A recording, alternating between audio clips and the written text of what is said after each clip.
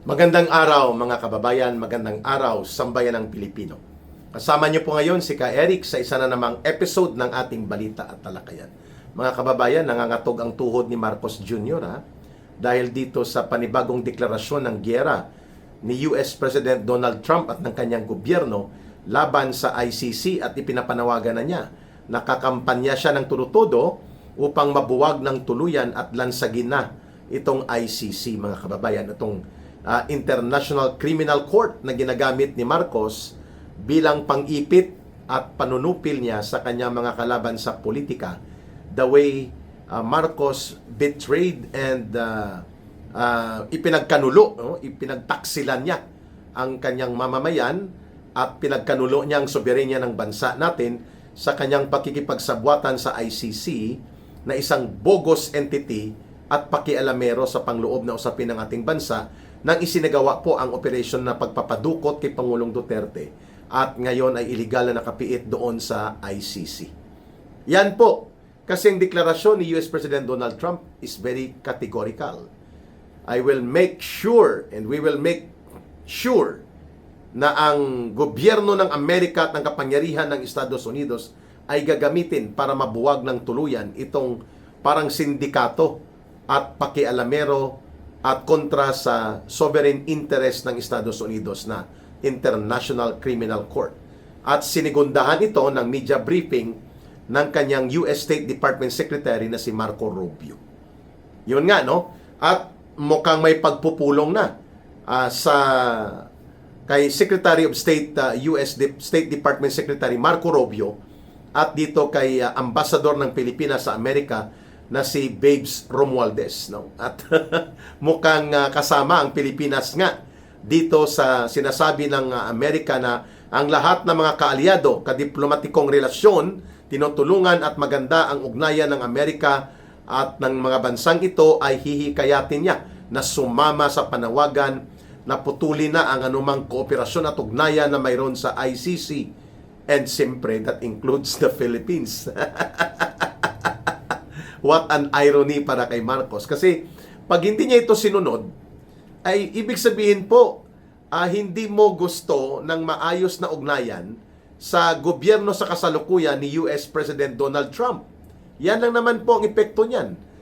Kung hindi siya susunod at susuporta at maninindigan na itigil itong ginagawa ng Pilipinas, hindi lamang kasi simple kooperasyon ang ginagawa ng Pilipinas, bagamat nag-withdraw na tayo sa ICC, there is no more any remaining treaty obligation on the part of the Philippines to recognize, cooperate, or makipag-ugnayan pa sa ICC. Hindi lang yun ang ginawa ni Marcos. Bagamat bogus na ang ICC, in as far as our sovereign interest as an independent state and a separate republic, hindi naman tayo sakop ng UN at ng ICC na parang didiktahan nila tayo, hindi lang gano'n ang ginawa ni Marcos na mag-cooperate.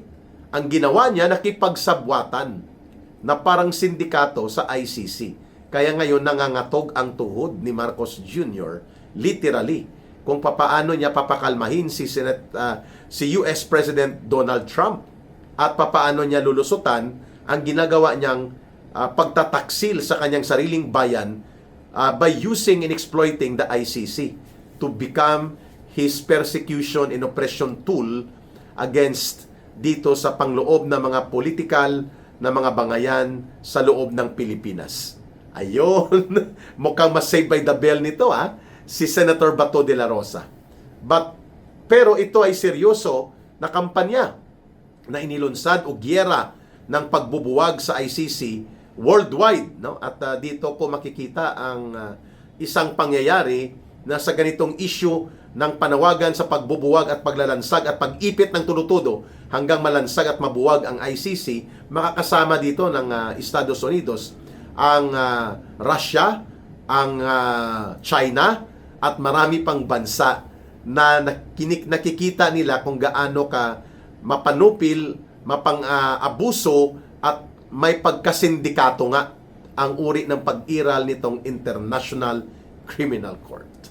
Maliban dyan, pag-usapan din natin ngayon, maliban sa pangangatog ng tuhod ni Marcos Jr., nais nating balikan po itong usapin ng mga manlulubhang issue at iskandalo ng korupsyon, hindi lamang po ang flood control scam na umaabot sa 1.9 trillion pesos ang mga nawalang pera, at according to Saldico and the revelations ng 18 Marines or 18 former soldiers na to at ng iba pa mga testigo, ang napartida nila Marcos at Romualdez, bawat isa sa kanila, hindi bababa sa 56 to 80 billion pesos.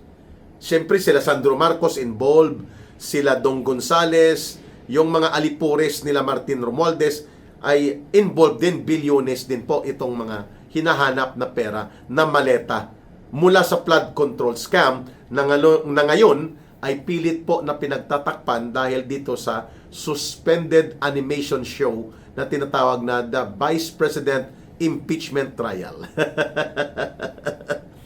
So, unahin po natin dito sa listahan ang naging pagpuna ng Korte Suprema kahapon na sinasabi ng Solicitor General, inamin niya nang ginisa siya sa Korte Suprema, itong abogado ng gobyerno na si Berberabe, Solgen Berberabe, na indeed ang makakapagpapalabas ng mga pondo sa unprogrammed appropriations mula 2023 ito 2023, 2024, 2025, pati 2022 pa, si Marcos lang bilang presidente. At kung kaya, ang malaking bahagi po ng mga pondo na ginamit para kunwari may flood control pero wala naman pala, ghost projects at mga hausyaw at peke na mga proyekto ay nanggaling sa unprogrammed appropriations. At napakalaking confirmation yon sa Korte Suprema na indeed the billions and trillions of pesos na, over 1 trillion peso ang ginamit sa mga sindikato ng flood control, si Marcos pala ang nagpapalabas ng pera at nag-a-approve using the unprogrammed appropriations. Kung kaya nawala at kinuha nila Ralph Recto at sinita sila ng Korte Suprema na mali yun at illegal, ibalik nyo yan, ang 60 billion pesos sa PhilHealth. At ganoon din po, mga kababayan, ang 117 billion pesos sa Philippine Deposits Insurance Corporation o PDIC na ngayon po ay hindi na rin nakikita. And according to the financial review, ginamit din po ang 117 billion pesos ng PDIC na para sana ito sa mga pag-insure na matutulungan ng gobyerno ang mga depositor sakaling magkaroon ng bankruptcy at bank run issues ang mga bangko na mga pribado man o gobyerno na bangko. May deposito na may insurance. Ngayon, ang 117 billion pesos dyan na savings nila, kinuha. 60 billion sa PhilHealth kinuha. So that's more than almost 170 billion yan. Mga kababayan, ginamit at pinondohan ang unprogrammed appropriation na karamihan pala ay flood control, na wala namang flood control kundi ghost project sa katotohanan. Kanino po nanggaling ang utos na kuhanin ang 60 billion, 117 billion naman sa PDIC, 60 billion sa PhilHealth? Kay Marcos po. At sinong kasabwat niya sa ganitong uri ng kasindikatuhan na rekomendasyon? Si Ralph Recto, na ngayon ay executive secretary niya. At ang nagsampa ng kaso laban kay Ralph Recto sa pangingialam sa pondo ng PhilHealth ay dinismiss pa ni Boying Rimulya ang kaso na ito.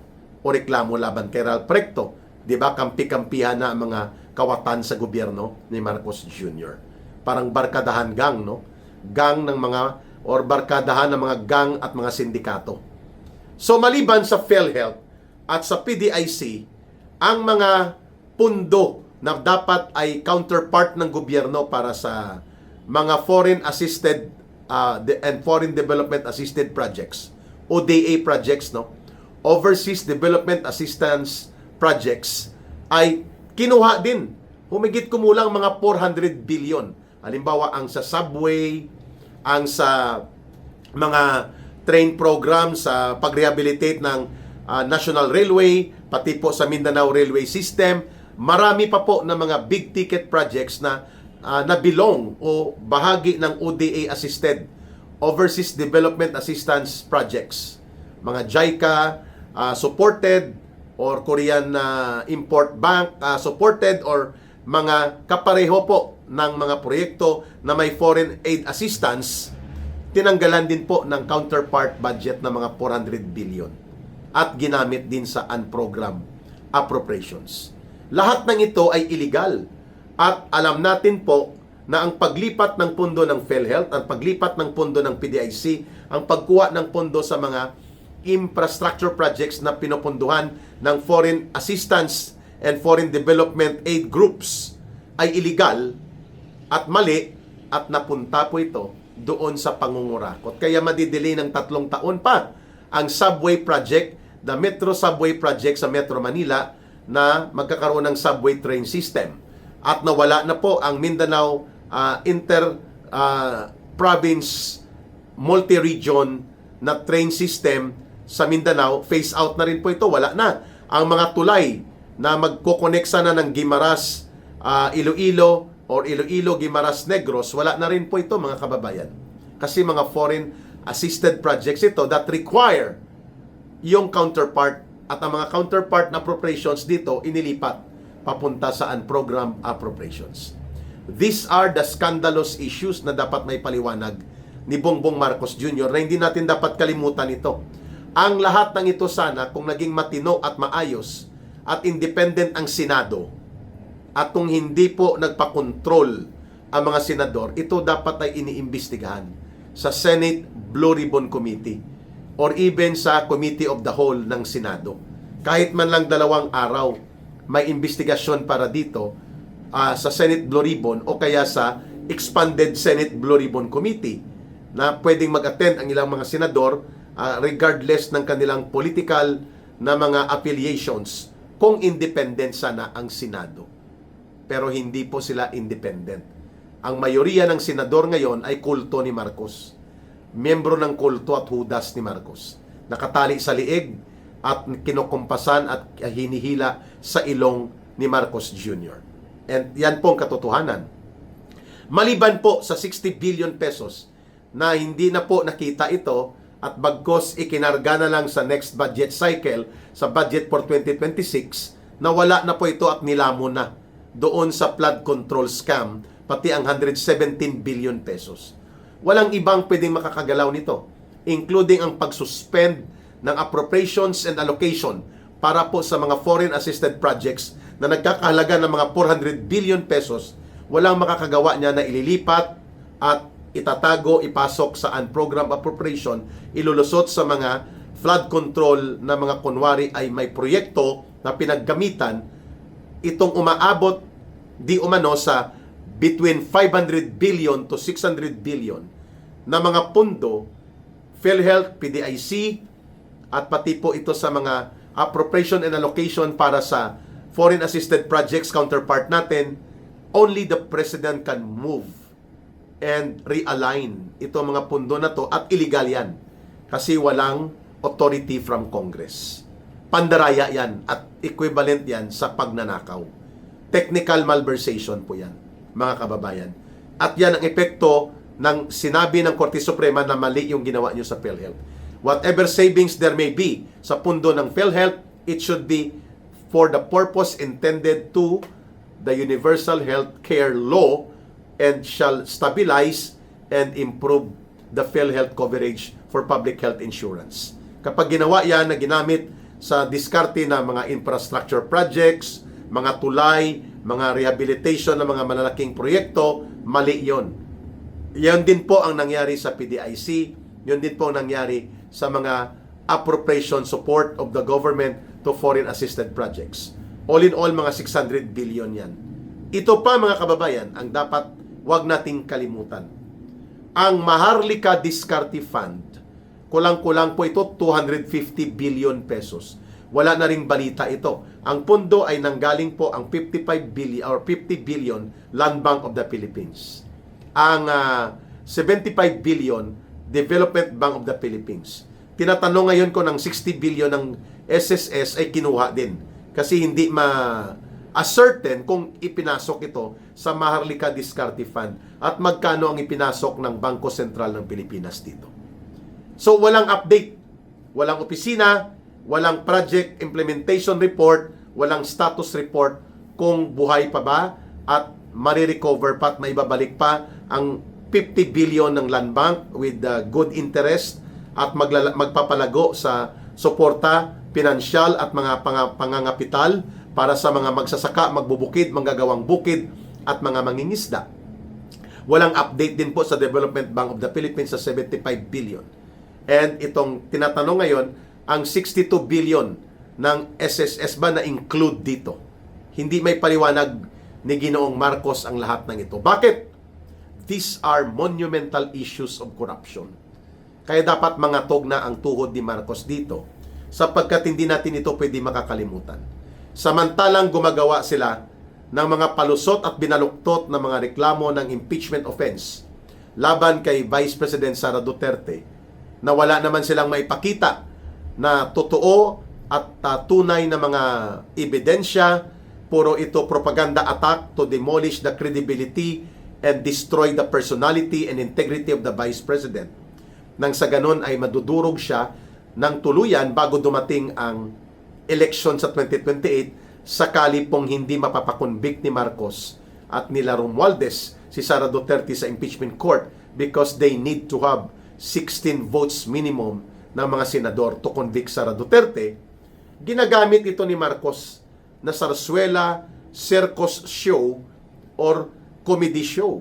Kaya nga suspended animation ang tawag natin dahil nililibang at nililigaw ni Marcos ang kaisipan at pananaw ng taong bayan upang hindi mabusisi at mabalikan itong mga monumental issues of corruption na kinasasangkutan ng kanyang gobyerno. Nagdoble pa ngayon ang problema niya sapagkat hindi lamang ito kakalkalin dapat sa ating mga public forum at public discussion. Ito dapat ay maging lehitimo na issue na i-demand sa Senado na maimbestigahan ito. Magkaroon dapat ng consolidated, expanded Senate Blue Ribbon Committee investigation. No? Di bali nang si Sherwin Gatchalian ang mamuno niyan. No? Di bali nang hindi sila kahitano. But importante po, mabuksan ito. Kasi 3 araw lang naman po ang hearing sa impeachment trial, Monday, Tuesday, and Wednesday. So the Senate can allocate the last 2 days of the week, Thursday and Friday, para po ito ay hindi makalimutan at hindi maibaon ni Marcos sa limot at diskarte ng panluloko at panliligaw, panlilito sa mga issue gamit ang kanyang circus and sarsuela show na impeachment trial laban kay Vice President Sara Duterte. That is why in-include ko ito sa ating talakayan, mga kababayan. Because the demand for accountability of Marcos and his government at na mga miyembro ng kanyang sindikato sa pangungurakot ay hindi lamang po ito nakatali o exclusive sa paghahabol sa kanila ng pananagutang kriminal nila sa flood control scam. Bagamat yan ang pinakamalaki. Marami pa po ang mga dapat panagutan nila Marcos Jr. na mga issue ng malalaki at mabibigat na pangungurakot sa kaban ng bayan na naghuhumiyaw ng katotohanan at katarungan. Kasama po ang panawagan ng kaparusahan at ng mga paghahatol sa kanila. And this is the reason why tayo po ay nagtutulak pa rin na dapat nga i-dismiss na yang walang kwenta, walang kabuluhan at walang pakinabang sa taong bayan na diskarte ng impeachment trial nila Marcos at nila Romualdez laban kay Vice President Sara Duterte. Nang sa ganon, ang Senado dapat ay mag-focus dito sa mga mabibigat na pag-iimbestiga at panawagan ng pananagutan at paghahanap hindi lamang ng katotohanan kundi ng katarungan mismo sa mga binanggit kong tinatawag ko kanina na monumental issues of corruption involving the Marcos administration. Yung nangyari na pagkatay at pagsindikato sa PhilHealth na 60 billion pesos, yung 117 billion pesos sa PDIC, Philippine Deposits Insurance Corporation, yung 400 billion pesos sa mga government allocation para sana sa foreign development assisted projects na binanggit ko na kanina na kinuha din at inilipat kasama sa PDIC at sa mismo sa PhilHealth, mga 600 billion pesos yan na ginamit doon sa unprogrammed appropriations At kaya po, ito tinanong ng Korte Suprema, bakit inililipat ang mga pundo na mayroong appropriation? Hindi may paliwanag ng abogado ni Marcos at ng gobyerno niya na Solicitor General na si Berberabi. At hindi pa natin nakikita ngayon, magtatatlong taon na ngayong taon, nasaan na ang Maharlika Diskarte Fund na 250 billion pesos involving ang mga pundo mula sa Land Bank of the Philippines, Development Bank of the Philippines, at ang tanong, kinuhanan ba ng 62 billion ang SSS Contribution Fund ng ating mga kababayan na nanggagaling po sa dugo at pawis na pinaghirapan ng mga manggagawang Pilipino na nagko-contribute sa SSS para sa kanilang retirement and other benefits. Sana ito, pati po ang total na 250 billion pesos ng Maharlika Diskarte Fund. Wala ring paliwanag ang 129 billion pesos gold reserve, 25 tons ito, meaning 25,000 kilos ng gold reserve ng Pilipinas, ibinenta ng patago, palihim at pasimplihan. Walang transparent report or update to the Filipino people. Naghuhumiyaw po ang issue ng pagkalugmok sa iskandalo ng korupsyon ni Ginoong Marcos. And we will not allow him to just let it go, move on, kagaya ng gustong gawin nitong balikoko at baluktot na diskarte ni Erwin Bendalo Tulfo. Mag-move on na daw tayo sa mga flood control issues na ito. Hindi po natin yan titigilan. Maraming salamat sa inyong pagsubaybay, pagtangkilik at pakikipaglahok po sa ating advocacy program sa mga talakayan, sa balita at updates dito sa kay Ka-Eric sa ating Ka-Eric Celis YouTube channel. Mabuhay po kayo. Mahalin po natin ang bansang Pilipinas. Walang ibang magmamahal nito kundi tayo ring mga Pilipino. Para sa Diyos at sa Pilipinas nating mahal. May God bless everyone. And to those who are Muslim brothers and sisters, may Allah be with you. Muli, maraming salamat. Bye for now. Ito po si Ka-Eric. Mabuhay!